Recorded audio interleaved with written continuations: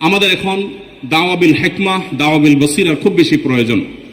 এমন একটা সময় আমরা পার করছি, শয়তানের দিকে যারা আহ্বান করছে তাদের যে দূরদৃষ্টি, তাদের যে বিচক্ষণতা, তাদের যে প্ল্যান পরিকল্পনা, সেটা আমাদের চাইতে এত বেশি এবং এত গভীরে। আমি শুধুমাত্র ছোট ছোট দুটি এক্সাম্পল দিতে চাই। আমাদের দেশে একটা কথা এখন খুব জোরে সোরে চলছে, খুবই প্রাসঙ্গিক, সেটা হলো বৈষম্য বিরোধী সমাজ গড়তে হবে। এবং বৈষম্য বিরোধী আন্দোলনে এদেশে সাধারণ শিক্ষার্থীদের পাশাপাশি মাদ্রাসা শিক্ষার্থীরা, ওলামা একরাম প্রত্যেকে যার যার জায়গা থেকে ঝাঁপিয়ে পড়েছেন এবং অগণিত হাফেজ আলেম তাদের জীবন তারা বিলিয়ে দিয়েছেন। বহু মাদ্রাসার ছাত্ররা এখনো হসপিটালে কাতরাচ্ছে। কিন্তু অবাক করা বিষয় হলো, যে বৈষম্য দূর করবার জন্য মানুষ রক্ত দিয়েছে, এখানে মাঝখান থেকে আমরা দেখতে পাচ্ছি যে শয়তানের চক্ররা বৈষম্য দূর করবার নাম দিয়ে তারা সমকামিতা এখানে প্রতিষ্ঠা করবার চেষ্টায় লিপ্ত। আপনারা গতকালকে একটা নিউজ হয়তো অনেকে দেখেছেন যে কলকাতার আরজি কর হসপিটালের একজন ডাক্তার, একজন নারীর চিকিৎসক, তার প্রতি পাশবিক নির্যাতন করা হয়েছে এবং তাকে হত্যা করা হয়েছে ভারতে। এটার প্রতিবাদে ঢাকা ইউনিভার্সিটিতে একটা আয়োজন হয়েছে 16 আগস্ট রাতে, এবং সেই আয়োজনে বর্তমান অন্তর্বর্তীকালীন সরকারের একজন উপদেষ্টা, সমাজ কল্যাণ উপদেষ্টা, তিনি উপস্থিত হয়েছেন। এস মুর্শিদ ওনার নাম। তিনি সেখানে উপস্থিত হয়ে তাদেরকে বলেছেন যে তোমরা কিছু দাবি দাওয়া পেশ করো, কিছু দাবি দাওয়া দাও তোমরা, যে দাবি দাওয়াগুলো বাস্তবায়নের জন্য আমরা ঝাঁপায় পড়ব। তিনি প্রকাশ করছেন যে আমরা ঝাঁপায় পড়ব তোমাদের সেই দাবি দাওয়া, তোমরা সেগুলো দাও, দাবি দাও তো রেডি ততক্ষণে। তিনি দিতে বলছেন এবং বলছেন যে ঝাঁপায় পড়ব আমরা। এবং তিনি আরো কিছু কথা সেখানে বলেছেন, আমি সেগুলোতে আর যাচ্ছি না। তার পুরো কথার খোলাসা হলো যে পুরা তার কাছে যে সরকারি শক্তি আছে, তার পুরো ডিপার্টমেন্ট ঝাঁপায় পড়বে সেগুলো বাস্তবায়ন করবার জন্য। শুধু তাদেরকে উৎসাহ দিচ্ছেন, তিনি অনুপ্রাণিত করছেন যে তোমরা সেগুলো দাও। তারা দিয়েছে। তারা কি দিয়েছে? 13টা দফা বা দাবি দিয়েছে। এই 13টা দফা দাবির ভিতরে আমি যদি একটু পড়ে শোনাবার চেষ্টা করি, এর ভিতরে একটা দাবি ছিল 3 নম্বরের, সেটা হলো ধর্ম, গোত্র এবং বর্ণের ঊর্ধ্বে গিয়ে প্রতিটি লিঙ্গের মানুষের সম্পত্তিতে সমান অধিকার দিতে হবে।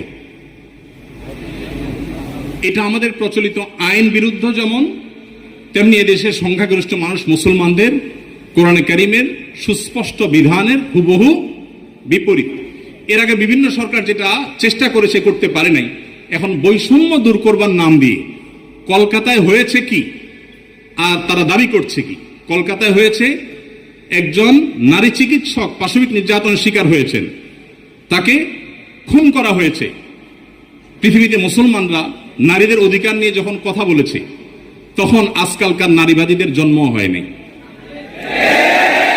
মুহাম্মদ সাল্লাল্লাহু আলাইহি সাল্লাম যখন নারী অধিকার নিয়ে কথা বলেছেন, তখন এই নারীবাদীদের 14 গোষ্ঠীর কারোর জন্ম হয় নাই। যেখানে মেয়ে হিসেবে জন্মগ্রহণ করলে জীবন্ত পুঁতে ফেলা হতো, যেখানে মেয়ে হিসেবে জন্মগ্রহণ করা অপরাধ ছিল, সেই সমাজে নারীকে শুধুমাত্র মুক্তই করেননি নবী সাল্লাল্লাহু আলাইহি সাল্লাম, শুধুমাত্র মৃত্যুর হাত থেকে রক্ষাই করেননি, নারীকে আকাশের উচ্চতায় তুলে দিয়ে গেছেন। কোন বাবা মা যদি দুটি কন্যা সন্তানকে সঠিকভাবে যথাযথভাবে লালন পালন করে, তার জন্য জান্নাতের গ্যারান্টি দিয়েছেন। তার বিপরীতে 1 ডজন ছেলে সন্তান পালন করলেও এই সুসংবাদের কথা নবী সাল্লাল্লাহু আলাইহি সাল্লাম বলেন নাই। তো সেই মুসলমানদেরকে যদি নারীদের অধিকারের সবক শুনাতে আসা হয়, তো সেটা দুর্ভাগ্যজনক বিষয় ছাড়া কিছুই না। ভাইরা আমার, এখানে আপনারা দেখতে পাচ্ছেন হয়েছে একজন নারী চিকিৎসকের প্রতি জুলুম, নির্যাতন, সেটার প্রতিবাদ হবে। কিভাবে তার জুলুম থেকে রক্ষা করা যায় সেটা বলা হবে। দাবি হচ্ছে কি দেখেন, প্রায় সবগুলো দাবি সম্পূর্ণ অপ্রাসঙ্গিক। তার মানে একটা সুনির্দিষ্ট এজেন্ডা বাস্তবায়ন করবার জন্য ইচ্ছাকৃতভাবে অপ্রাসঙ্গিকভাবে এই সমস্ত দাবিগুলো তারা তুলে আনছে। এর ভিতরে একটা হলো, দেখেন যেটা বললাম, ধর্ম, গোত্র, বর্ণের ঊর্ধ্বে উঠে, মানে কোরআনের বিধানকে সাইডে রেখে বাদ দিয়ে সকল লিঙ্গের মানুষের সম অধিকার। এখানে একটা জিনিস দেখেন, সকল লিঙ্গের মিনিংটা কি? সকল লিঙ্গ মানে কি? নারী পুরুষ? জি না। মূলত সমকামিতার কথা সরাসরি না বলে এই যে সকল লিঙ্গ, তারপরে যে আপনার জেন্ডার ডাইভার্সিটি, জেন্ডার বৈচিত্র্য, লিঙ্গ বৈচিত্র্য, এগুলো সবগুলোর মিনিং হলো যে এখানে তারা সমকামিতাকেও একটা লিঙ্গ হিসাবে, সমকামীদেরকে একটা লিঙ্গ হিসাবে, ট্রান্সজেন্ডারদেরকে একটা লিঙ্গ হিসাবে এখানে প্রবেশ করাচ্ছে, সরাসরি বলছে না। তো যাই হোক, এখানে কোরআন কারীমের আয়াতের বিধান থেকে আমাদেরকে, সারা দেশের মানুষকে সরে আসার জন্য আহ্বান করছেন। এই দেশে ছাত্ররা বৈষম্য বিরোধী, কোটা বিরোধী আন্দোলন করেছে কি কোরআন কারীমকে পরিবর্তন করবার জন্য? কোরআনের বিধানকে উল্টাবার জন্য মুসলমানরা রক্ত দিয়েছে? কিন্তু তারা তো সে দাবি করছে। আমাদের ছাত্রদের, আমাদের মুসলমানদের রক্তকে তারা কিসের বিনিময়ে বিক্রি করছে দেখেন। দ্বিতীয় দাবি দেখেন, ইউনিফর্ম ফ্যামিলি কোড চালু এবং তার বাস্তবায়ন করতে হবে। এটার সহজ কথা হলো যে মুসলিম পারিবারিক আইন যেটা আছে এটা তুলে দিতে হবে, এবং তারা যে সমাজ চায় সেই সমাজ সোজা কথা বাস্তবায়ন করতে হবে, যেটা এদেশের সংখ্যাগরিষ্ঠ মানুষের চিন্তা, দর্শন, মূল্যবোধের পরিপন্থী। 4 নম্বর, এটা 5 নম্বর দফা হলো এখানে সন্তান অভিভাবকত্বের আইন পরিবর্তন করতে হবে। নারীকে সন্তান অভিভাবকত্ব দিতে হবে। কোরআন পুরুষকে, বাবাকে অভিভাবকত্বের দায়িত্ব দিয়েছে এবং সেটা আমাদের সমাজে প্রতিষ্ঠিত, এটা আমাদের সমাজের সংস্কৃতি, এটা এদেশের মানুষের আবহমান কাল থেকে আসা সংস্কৃতি, এটাকে পরিবর্তন করে ফেলতে হবে। দেখুন, এগুলো এতটা অপ্রাসঙ্গিক এই সমাজে যে এগুলো নিয়ে এদেশের মানুষের কোনো কনসার্ন নাই, কিন্তু তাদের কনসার্ন আছে। এরপরে দেখেন 5 নম্বর হলো সন্তান অভিভাবকত্বের আইন পরিবর্তন। 7 নম্বর হলো নারী, আদিবাসী, প্রতিবন্ধী এবং ভিন্ন লৈঙ্গিক পরিচয়ের মানুষকে, দেখেন নারী আসছে, আদিবাসী আসছে, প্রতিবন্ধী আসছে, এরপরে আবার নারীর পরে আবার ভিন্ন লৈঙ্গিক পরিচয়ের মানুষ বলতে কি বোঝানো হয়? পুরুষ এবং মহিলা ছাড়া ভিন্ন লিঙ্গ এর পরিচয় দেয় যারা, তারা কারা? ট্রান্সজেন্ডার, আরো সহজ করে বলতে গেলে সমকামী। কারণ একজন পুরুষ যখন নিজেকে নারী ঘোষণা করে তখন তিনি আরেকটা পুরুষের সাথে বিয়ে বসে, কারণ তিনি ঘোষণা করছেন নিজেকে নারী, এখন একটা পুরুষের সাথে বিয়ে বসেন। যখন একটা ছেলেকে বিয়ে করেন তিনি, তখন আগে থেকেই তো তিনি পুরুষ, এখন একটা ছেলেকে বিয়ে করলেন, তাহলে সমান সমান কি দাঁড়ালো? সমকামী। তো এই সমকামিতা এদেশে মানুষকে গিলানো সহজ হবে না, সেজন্য এই সমস্ত শব্দের মায়ের পেশ তারা দিচ্ছে। আপনি দেখেন প্রতিটা দফায় হয়েছে কলকাতায় কি আর তারা দাবি করছে কি। তো এই যে ব্যাপারটা দেখেন, এখানে তারা বলছে যে নারী, আদিবাসী, প্রতিবন্ধী এবং ভিন্ন লৈঙ্গিক পরিচয়ের মানুষদের প্রতিনিধিত্বের জন্য যৌক্তিক অনুপাতে কোটা বরাদ্দ দিতে হবে। যে কোটা বিলুপ্তির জন্য এত কিছু, সেই ছাত্রদের করা সরকারের উপদেষ্টা এখন কোটা চাচ্ছেন সমকামীদের জন্য। বলেন, এই মানুষগুলো যারা শারীরিকভাবে সুস্থ সবল, তারা নিজের মেধায় তো লড়তে পারেন, কিন্তু এখানে নারীদের জন্য শুধু কোটা চাচ্ছেন তিনি তা না, তিনি ভিন্ন লৈঙ্গিক পরিচয় ধারণকারী মানুষদের অর্থাৎ সমকামীদের জন্য তিনি কোটা চাচ্ছেন। সমকামীদের শুধু বৈধতা দেওয়ার কথা বলছেন না, তাদের জন্য কোটা রাখার দাবি করা হচ্ছে। আচ্ছা দেখেন, এরপরে আমরা দেখতে পাচ্ছি যে 8 নম্বর যে দাবি, সেই দাবিতে লেখা আছে যে বলা হয়েছে যে 1860 সালের গর্ভপাতের আইন বাতিল করতে হবে, নারীকে গর্ভপাতের পরিপূর্ণ স্বাধীনতা দিতে হবে। মানে জেনা ব্যভিচার হবে, অসামাজিক কার্যকলাপ হবে, মনে চাইলে গর্ভপাত করবে, এই বিষয়গুলো ইজি করে ফেলতে হবে, সোজা কথা। তো গর্ভপাতের মাধ্যমে যে ভ্রূণ হত্যা করা হয়, এটা কি হত্যা না? হত্যা না। তো মানবতার ধ্বজাধারীরা দাবি করছেন কিসের? যে একটা মানব ভ্রূণ হত্যা করার অনুমতি দিতে হবে, স্বাধীনতা দিতে হবে। এ দাবি করছেন কারা? মানবতার সবক দেয় যারা আমাদেরকে সকাল বিকাল, তারা। ভাইরা আমার, এরপর আপনি দেখেন কলকাতায় ঘটেছে কি, একজন নারী চিকিৎসকের উপরে জুলুম হয়েছে, আর তারা চাচ্ছে কি যে কোনো নারী যে কোনো জায়গায় গর্ভপাত করতে পারবে, পারমিশন চাচ্ছে। তার মানে যত রকমের অবৈধ সম্পর্ক আছে, জেনা ব্যভিচার আছে, এগুলো করে যাতে কারো টেনশন করতে না হয়, সে রাস্তা যাতে সুগম হয়, সেটা তারা চাচ্ছে। কলকাতা হয়েছে কি আর তারা দাবি করছে কি?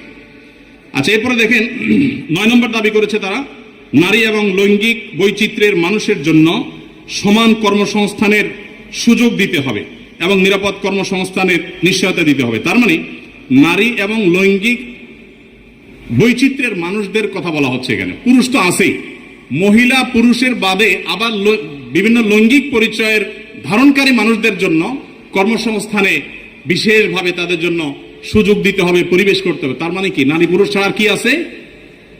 ট্রান্সজেন্ডার বা সমকামী। যদি আপনি বলেন না আমি এখানে তৃতীয় লিঙ্গ বুঝেছি, তাহলে তৃতীয় লিঙ্গ বলতে আপনার সমস্যা কি? লৈঙ্গিক বৈচিত্র্য শব্দ বলতে কতগুলো অক্ষর ব্যবহার করতে হয়েছে, উচ্চারণ করা তো একটু কঠিন। আপনি তৃতীয় লিঙ্গে বলতে সমস্যা কোথায়? হিজড়া বলতে যদি আপনি না চান, না বললেন। তৃতীয় লিঙ্গ তো আমাদের দেশের স্বীকৃত ভাষা, সংবিধানের ভাষা, তাহলে সেটা ব্যবহার করতে অসুবিধা কোথায়? তার মানে এটা তাদের উদ্দেশ্য না। আমি তো দায়িত্ব নিয়ে বলতে পারি এটা তাদের উদ্দেশ্য। তাদের উদ্দেশ্য হলো সমকামী বা ট্রান্সজেন্ডারদেরকে তারা সমাজে প্রতিষ্ঠা করবার অপচেষ্টায় লিপ্ত। ভাইরা আমার, এখনো দেশের কিছুই ঠিক হয় নাই, কত জটিল অবস্থা। এখনো পুলিশ ভালো করে তাদের কাজে যোগদান করতে পারেনি, এখনো স্থবিরতা আছে, স্টাবল হচ্ছে না। সবাই সর্বাত্মক সহায়তা করছে, আমরা সবাই সহায়তা করছি। এই শুরুতে এসেই দেখেন তারা একটা পর একটা দফা দিচ্ছে এবং সেখানে এদের দফার সাথে দফা দেওয়ার জন্য, দাবি দেওয়ার জন্য উপদেষ্টা মহোদয় তাদেরকে বলছেন এবং বলছেন ঝাঁপিয়ে পড়বেন তিনি এই দাবিগুলো বাস্তবায়ন করবার জন্য। এরপরে 10 নম্বর দাবি দেখেন, প্রতিটি ভিন্ন ভিন্ন লৈঙ্গিক পরিচয়ের মানুষের রাষ্ট্রীয় পরিচয়পত্রে তার লৈঙ্গিক পরিচয়ের স্বীকৃতি থাকতে হবে। তার মানে পুরুষ, মহিলা, ট্রান্সজেন্ডার বা সমকামী এটা থাকতে হবে। পুরুষ মহিলা তো আছেই, তাহলে প্রতিটি লৈঙ্গিক পরিচয় ধারণকারী মানে কি বুঝাচ্ছেন আপনি? আপনি বলেন যে পুরুষ, মহিলা, হিজড়া বা তৃতীয় লিঙ্গ, এটা তো হয়ে যায়, কিন্তু প্রত্যেকটা মানে কি? প্রত্যেকটা লিঙ্গ পরিচয় ধারণকারী মানুষের মিনিং হলো এটা।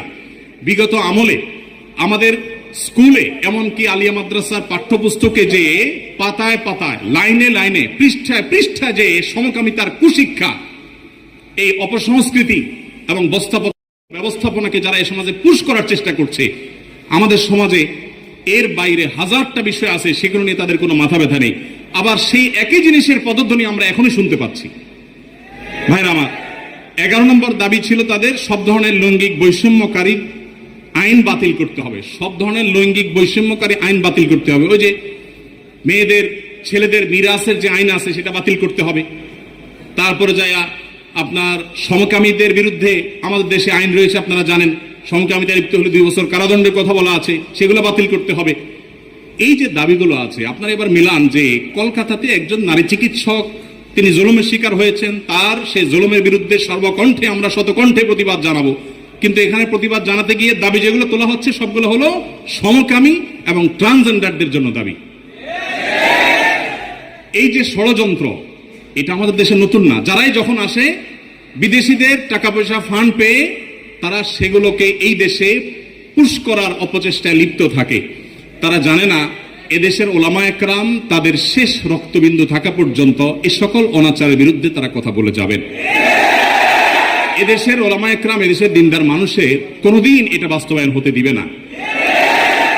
মালয়েশিয়ানরা যদি সমকামীদের যে সিম্বল, তাদের যে রংধনুর সিম্বল, সেই কালারগুলো, সেই 6 কালার, এগুলো যদি কেউ কোনো পোশাকে, আশাকে, ঘড়িতে, কোনো কিছুতে ধারণ করে, আমি যদি ভুল না বলে থাকি, না জেনে থাকি, তাহলে 3 বছর কারাদণ্ডের কথা বলা আছে।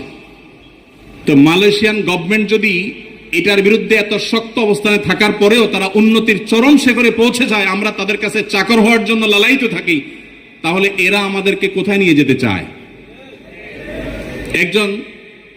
একজন উপদেষ্টা মহোদয়, তিনি বর্তমানে আমাদের প্রচলিত আইন, সংবিধানে থাকা জিনিসের বিরুদ্ধে, সবচেয়ে বড় কথা হলো আইন সংবিধানের চেয়েও বড় জিনিস হলো এদেশের সকল ধর্মের মানুষের কাছে ঘৃণিত একটা বিষয়কে সমাজে স্টাবলিশড করবার জন্য রীতিমতো প্রকাশ্যে এখন তারা নেমেছেন। এখন একজন আলেম হিসাবে, একজন দায়ী হিসাবে আমাদের বুদ্ধিবৃত্তিকভাবে এই সকল ষড়যন্ত্র মোকাবেলা করতে হবে। আমরা এদেশের বৈষম্যের বিরুদ্ধে, যত প্রকার বৈষম্য আছে সেই বৈষম্যের বিরুদ্ধে ওলামা একরাম কথা বলেছেন। সবচেয়ে বেশি বৈষম্যের শিকার তো আলেম সমাজের দেশে। আলেমদের চাইতে, দাড়ি টুপি এবং হিজাবের চাইতে বেশি বৈষম্য এদেশে কার প্রতি হয়েছে? আমাদের এই সমাজে শুধুমাত্র এই স্বাধীনতার পর থেকে না, ব্রিটিশ আমল থেকে শুরু হয়েছে। ওলামা একরাম এবং দিনদার মানুষ তারা এই সমাজের সবচেয়ে নিগৃহীত, সবচেয়ে নিষ্পেষিত একটা বাজেট